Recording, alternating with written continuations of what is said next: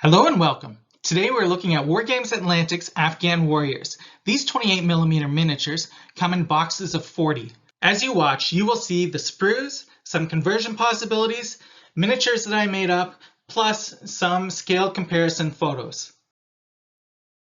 The Afghan Warriors come to me as part of a collection of miniatures that Wargames Atlantic sent to me for review. You are listening to Must Contain Minis, news, reviews, and showcases of miniatures and related products. Now back to the Afghan Warriors. The back of the box shows completed figures and gives you information about the Afghan Warriors. Now let's look at the sprues that come inside this box. The front of the sprue, look at all that detail. Zooming in, you can see that the detail is incredible. And the clothing is well done. Now I'm zoomed in so close that little piece of green on the right side guy's legs is actually a piece of static grass. I felt compelled to zoom in on most of this plastic frame to show you how much detail is in all of these miniatures. These miniatures run only $34.95 for 40 figures. That's less than $1 a figure, and you're getting this crispness of the details in your plastic frames. And here's the back side of the frame. Now let's look at some kit bashing opportunities. An Afghan warrior body sporting a crossbow from Frostgrave's cultists.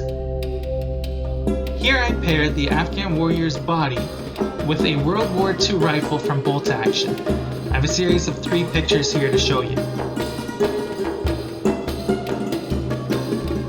With no kit bashing, here are the 5 sample miniatures that I made using only the contents of the box.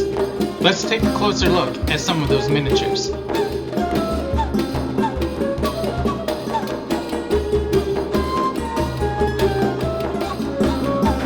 This one with the sword and punch dagger is probably one of my favorites that I built. I cut out a part of his neck to make it look like he's lunging. You can see the small piece that I took out on the mat right there. Now let's see how these miniatures scale up against other minis. Left to right we have Frostgrave, Wargames Atlantic, Reaper Miniatures, Wargames Atlantic, and Fireforge Games. Here we have an Afghan warrior beside a World War II Bolt Action miniature. You can see here that the Wargames Atlantic miniatures are not all perfectly matched in scale to each other across all lines. So on the left we have the Afghan warriors. On the right, we have the Persian infantry that I reviewed last time.